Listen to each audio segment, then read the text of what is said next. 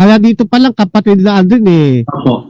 mali na ho sila Bagsak na sila rito, yung mga kaibigan nating Roman Catholic Church na nangahawak nito. Bagsak bagsak na sila rito, yung mga kaibigan nating Roman Catholic Church na nangahawak nito. Bagsak bagsak na sila rito, yung mga kaibigan nating Roman Catholic Church na nangahawak nito. Bagsak Akin na ang buong sanlibutan.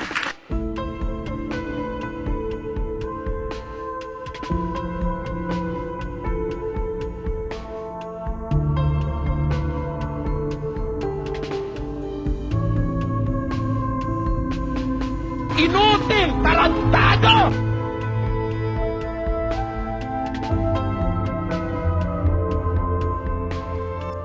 Na under sa domination ni Satanas. Take notice, I'm here already. Ako po si Gabon. At ito ang Factbusters! Kaya bago muna natin simulan ang ating episode ngayon, iniimbitahan kita na isubscribe itong ating bagong YouTube channel, Factbusters PH, dahil yung lumang channel natin ay nahack po mga kapatid. Kawawa naman tayo, no? Pero pati rin sana ang isa pa nating YouTube channel, Takasuri PH. Paki-subscribe din yan mga kababayan. Ako naman, sige.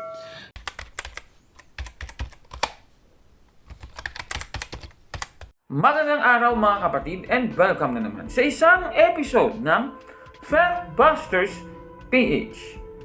Meron po akong nabasa online dito po sa Catholic News Agency in particular, ito pong article na ang Vatican City, kung saan ngayon ay nakadistino ang ating Santo Papa, ay iniimbitahan po mga protestante at ang iba pang mga theologians na makipagdebate sa Iglesia Katolika tungkol po sa pagiging bato ni Pedro sa Mateo 16:18 at ganito po yung nakasulat. At sinasabi ko naman sa iyo na ikaw ay Pedro at sa ibabaw ng batong ito ay itatayo ko ang aking iglesia at ang mga pintuan ng Hades ay hindi magsisipanaig laban sa kanya. Yan po ang ating nabasa sa Mateo 16:18 at may binabanggit na bato sa nasabing talata. Sa batong ito, mga kapatid, ay itatayo po ng ating Panginoong Jesucristo ang kanyang iglesia. At yan po ang dapat nating pansinin na itong batong ito sa 16:18 ng Mateo ay kung saan po itatayo ni Kristo ang kanyang iglesia. At ngayon sa ating episode, tatalakayin po natin kung sino po ba ang batong ito na tinutukoy sa Mateo 16:18 mga kababayan. Saan bang bato itatayo ni Kristo ang kanyang iglesia base po sa Mateo 16:18? Alam naman natin sa Iglesia Katolika, ayon po sa Catechism of the Catholic Church, paragraph 552, ay sinasabing ang batong ito ay ito po si Pedro, mga kababayan, yung tinutukoy na bato sa Mateo 16:18. At base sa aral ng Iglesia Katolika, si Pedro po yung tinutukoy na bato kung saan itatayo ni Kristo ang kanyang iglesia base sa Biblia sa Mateo 16:18. Pero marami naman kasing bumabatiko sa doktrinang ito ng Iglesia Katolika. Kaya ang tanong, ayon po sa isang Seventh-day Adventist evangelist, sino ba ang tinutukoy na bato sa Mateo 16:18? Panoorin po natin ang video ni Fernando Camacho Jr., yung SDA evangelist. Ito, pakinggan natin siya mga kapatid. 8. At sinabi ko naman sa iyo, at sinasabi ko naman sa iyo, na ikaw ay Pedro, sa ibabaw ng batong ito, ay itatayo ko ang aking iglesia, at ang mga pintuan ng Hades hindi magsisipanaig laban sa kanya. Ayun. Ang sabi ng ilan dito, kapatid na Aldrin at mga kababayan, yun daw pinagtayuan ng iglesia si Pedro. Ayun. Di ba? Ayan.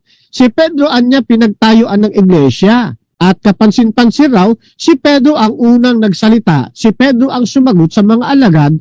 Pagkasagot ni Pedro, ang sabi anya sa talatang 18, sinasabi ko sa iyo, ikaw anya Pedro, tapos itatayo ko ang batong ito. Itatayo ko anya sa batong ito ang aking iglesia.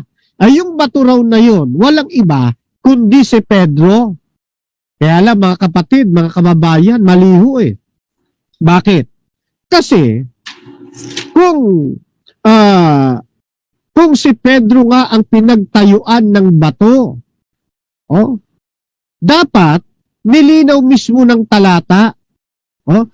Dapat mababasa natin na ikaw ay Pedro, itinatayo ko ang aking iglesia sa ibabaw mo. Di ba dapat ganon? Opo. Kaya lang, ang problema, pagdating po sa Greek text, yun pong salitang Pedro ay Petros. Petros. Ibig sabihin ng Petros, isang maliit na bato, o di kaya ito ay batong natipak mula sa isang malaking bato. Ayan. Pwede rin tumukoy yung Petros doon sa mapupulot nating mga maliliit o piraso ng bato. Yun yung Petros. Iba siya doon sa malaking bato. Yan. Pagdating po sa sumunod na talata, sa ibabaw ng batong ito, itatayo ko ang aking iglesia. Ano ho? So, yung terminong sa ibabaw ng batong ito, sa Greek text, yan naman ay Petra. Ibig sabihin, isang malaking bato. Yan. Kaya, magkaiba sa tekstong Grego, yung Pedro na Petros at saka yung Petra. Yung Petros, isang maliit na bato, o di kaya'y kapirasong bato, o di kaya'y bato na natibag mula sa malaking bato. Yun ang kahulugan ng salitang Petros.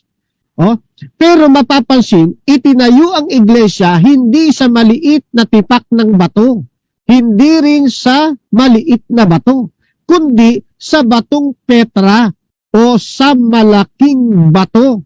Doon po itinayo ang kanyang iglesia. Kaya dito palang kapatid na Aldrin mali na ho sila eh. Bagsak na sila rito, yung mga kaibigan nating Roman Catholic Church na nangahawak nito. Bagsak eh. Bagsak na sila rito, yung mga kaibigan nating Roman Catholic Church na nangahawak nito. Bagsak eh. Bagsak na sila rito, yung mga kaibigan nating Roman Catholic Church na nangahawak nito. Bagsak eh. So, napanood po natin si Fernando Camacho Jr., isa pong evangelist ng Seventh-day Adventist Church. At ayon sa kanya, si Kristo daw ang tinutukoy na bato sa Mateo 16:18 at hindi daw ito si Pedro. Pagkatapos, sabi niya, grabe yung tulisan niya sa Iglesia Katolika, bagsak daw ang mga Katoliko sa paggamit ng Mateo 16:18. Ang tanong, totoo ba ito, mga kapatid? Susuriin natin yan, mga kababayan. Dito po sa Mateo 16:18, mga kapatid, ay yung bato sa Grego ay Petra. Ayan, nakikita niyo po sa screen. Petra po yung bato sa Mateo 16:18. At yung Petra, mga kapatid, a large mass of rock. Ayan, nakikita niyo sa screen. Yung Grego naman ng salitang Peter sa Matthew 16:18 ay Petros. Ayan, nakikita niyo sa screen. Petros, a stone or a boulder. Peter, one of the 12 apostles. Ayan, nakikita niyo sa screen, mga kapatid. So, ayon po kay Fernando Camacho Jr., dahil sa Greek, yung bato ay Petra at si Pedro naman ay Petros, so magkaiba sila, kaya hindi po si Pedro ang bato na tinutukoy sa Mateo 16:18. Ang tanong, tama ba ang katwirang ito ni Fernando Camacho Jr., mga kapatid? Susuriin natin yan. Kasi sinasabi dito, at sinasabi ko naman sa iyo na ikaw ay Pedro, at sa ibabaw ng batong ito ay itatayo ko ang aking iglesia. Kung si Kristo yung tinutukoy ng bato dito po sa Mateo 16:18, lumalabas na minamaliit pala ni Kristo si Pedro dahil pagkatapos sinabi ni Kristo na at sa ibabaw ng batong ito itatayo ko ang aking iglesia, dahil pagkatapos sinabi ni Kristo na ikaw ay Pedro, kay Kristo lang naman pala itatayo ang kanyang iglesia. Sige, So babasahin muna natin ang 16:17 ng Mateo. Ganito po ang ating mababasa. At sumagot si Jesus at sa kanya'y sinabi, mapalad ka, Simon Bar-Jonas, sapagkat hindi ipinahayag sa iyo ito ng laman at ng dugo, kundi ng aking Ama na nasa langit. Dito po sa previous verse, mga kapatid, mapalad pa nga si Pedro ayon dito. Tapos, pagdating doon sa 16-18, sasabihin lang pala na yung bato, si Kristo, hindi pala si Pedro, parang mali ata. Wala talaga sa hulog. Wala sa konteksto. Ang konteksto kasi, hindi talaga sasang-ayon sa katwiran.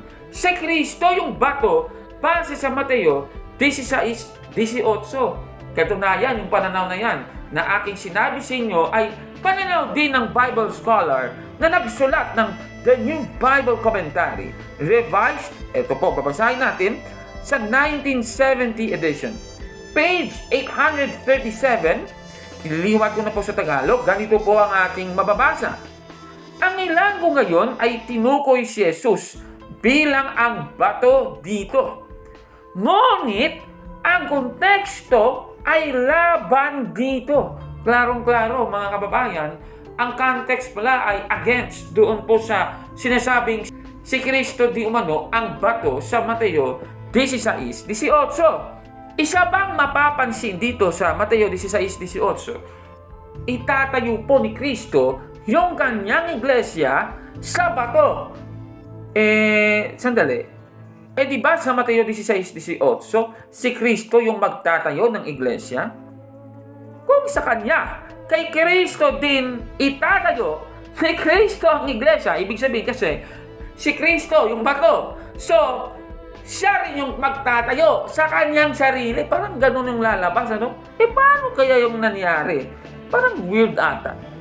Alam niyo yung ganitong observation ay observation din ng Bible commentator na si John Brodos sa kanyang aklat na Commentary on Matthew. Babasahin natin in 1990 edition. Itong si John Brodos ay isang American Baptist pastor.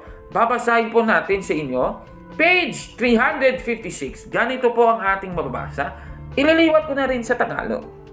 Pansinin na si Jesus ay hindi maaaring sabihan ang kanyang sarili na siya ang bato na kaayon ng imahe dahil siya ang tagapagtayo. Para sabihin, itatayo ko, ako ang bato kung saan ko itatayo ay magiging isang nakakalitong imahe. Ang mungkahi ng ilan na sa pagsasabing ikaw ay Pedro at sa ibabaw ng batong ito, itinuro niya ang kanyang sarili ay nagpapahiwatig ng ilusyon na sa ilan ay kasuklam-suklam isipin. Klarong-klaro mga kababayan ng sinasabi ng Bible commentator na ito. Pagkatapos, meron ba siyang sinasabi na yung Petros daw maliit na bato, yung Petra naman malaking bato.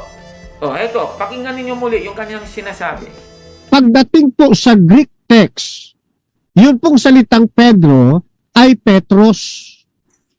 Petros. Ibig sabihin ng Petros, isang maliit na bato. Ibig sabihin ng Petros, isang maliit na bato. Ibig sabihin ng Petros, isang maliit na bato.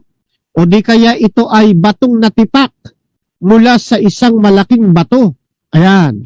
Pwede rin tumukoy yung Petros doon sa mapupulot nating mga maliliit o piraso ng bato. Yun yung Petros. Iba siya doon sa malaking bato.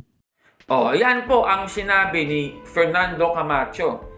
Yung Petros daw, kasi yung salitang Peter sa Greek ay Petros, yan daw ay maliit na bato.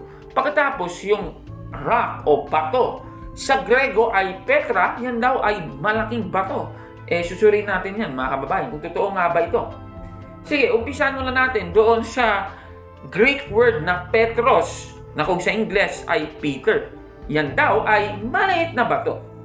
At ayon po kay Fernando Camacho Jr., ito daw yung batong natipak mula sa malaking bato na siyang Petra kung sa Greek, mga kapatid. Tingnan ninyo ito mga kapatid, ano? Itong sinasabi niya na batong natipak mula sa malaking bato, ito po ay stone. Stone po yan sa Ingles. Ayan, nakikita niyo sa screen. Sa Collins Dictionary, a stone is a small piece of rock that is found on the ground. So, ibig sabihin, maliit na bato, stone. Okay, so stone pala ito. Ngayon, ito namang Petra o malaking bato ay rock. So, lumalabas, yung Petros ay stone, yung Petra naman ay rock. Mula dito, tama ba ang konklusyon na si Pedro ay stone, maliit na bato, yung Petra naman na rock doon sa Mateo 16:18 ay malaking bato? Una, titignan natin itong nakasulat sa The IVP Bible Background Commentary on the New Testament ni Craig Keener. Babasahin natin yung second edition. Isinulat ng 2014, page 356 ang ating babasahin. Isasalin ko po sa Tagalog, ganito po ang ating mababasa. Sa Aramaic, ang Pedro at bato ay parehas na salita. Sa Greek, sila ay mga magkakaugnay na termino na salitang ginagamit noong panahon na ito. Klarong-klaro po, ibig sabihin itong rock at yung Peter sa Matthew 16:18, they are used interchangeably. Ibig sabihin, they are the same word. Klarong-klaro po. Balikan naman natin yung aklat ni John A. Brodus. Babasahin natin yung sinabi ng isang Baptist pastor sa page 355. Ganito po ang ating mababasa. Iniliwat ko na rin sa Tagalog. Maraming nagsasabi na may pagkakaiba ang dalawang Greek words na ikaw ay Petros at sa ibabaw ng Petra na ito, pinapalitaw nila na ang Petros ay ang natipak na bato at ang Petra ay malaking bato. Pero ang sinasabing ito ay kathang isip lamang. Klarong-klaro po mga kababayan. Ibig sabihin, itong sinasabi ni Fernando Camacho Jr. ayon sa mga Bible commentator at Bible scholars ay kathang isip lamang. Naku. Tandaan natin, ang lingwahe ni Kristo sa Mateo 16:18, kung titignan maigi, di ba si Kristo, yung kanyang dialect, hindi naman po Grego Yung dialect ni Kristo talaga, Aramaic. Aramaic po, mga kababayan. Ang tanong, sa Aramaic, may pagkakaiba ba sa salitang Peter at salitang rock? Titignan natin. Ipapakita ko po sa inyo ang mga salin mula po sa Aramaic. Kasi, ulitin ko po, sinabi na nga ng The IVP Bible Background Commentary on the New Testament ni Craig Keener na yung salitang Peter at yung salitang rock ay parehas na salita. Kaya nga, sa mga salin sa Ingles mula sa Aramaic, halimbawa, itong nasa Aramaic English, New Testament, I say also to you that you are Kephah, and on this Kephah, I will build my assembly. Klarong-klaro. Yung Kephah, si Pedro talaga yon. Sa Aramaic Peshitta, New Testament Translation, ganito naman yung kanyang salin. Also, I say to you, you are a rock, and on this rock, I will build my church. Klarong-klaro, mga kababayan. Isa pang salin ng Aramaic, itong the first century Aramaic English Interlinear Bible, ganito po ang ating mababasa. Also, I am saying to you that you are the stone. Upon this stone, I shall build my church. Klarong-klaro talaga, no? Stone talaga. Ibig sabihin, yung mga termino ay ginagamit interchangeably. So, yung Petros at yung Petra, pagdating sa Aramaic, Kephah. Kephah. O, di ba, pareha? O, kaya nga dito sa paboritong salin ng mga taga-iglesia ni Cristo ni Manalo naman, itong Lamsa translation from the Aramaic of the Peshitta, ganito po ang ating mababasa. I tell you also that you are the stone, and upon this stone, I will build my church. Klarong-klaro, mga kababayan. Kaya, dahil dito, napatunayan natin na si Pedro talaga ang bato na tinutukoy sa Mateo 16:18, mga kapatid. Kaya sa sinasabing ito ng SDA evangelist na nagmamarunong ito itong si Fernando Camacho Jr. Tapos sabi niya bagsak daw ang Katoliko. Kaya dito pa lang kapatid na Aldrin Opo. mali na ho sila Bagsak na sila rito, yung mga kaibigan nating Roman Catholic Church na nangahawak nito. Bagsak bagsak na sila rito, yung mga kaibigan nating Roman Catholic Church na nangahawak nito. Bagsak bagsak na sila rito, yung mga kaibigan nating Roman Catholic Church na nangahawak nito. Bagsak Mali-mali kaya? Busted! Yan! Palpak! Nako! Puro palpak! Talaga. Ano ka ngayon, Fernando Camacho Jr.? Yung iglesia mo ata yung bagsak. Nako Ano masasabi ninyo sa ating episode ngayon? Comment down below mga kababayan. At kung like mo ang video na ito, paki-smash ng like button at mag-subscribe na sa ating YouTube channel, Factbusters PH. Kaya, huwag maniwala sa sabi-sabi. Check muna kung fact nga talaga. Hanggang sa susunod na The Rock episode series, ako po si Kaborno at ito ang Factbusters!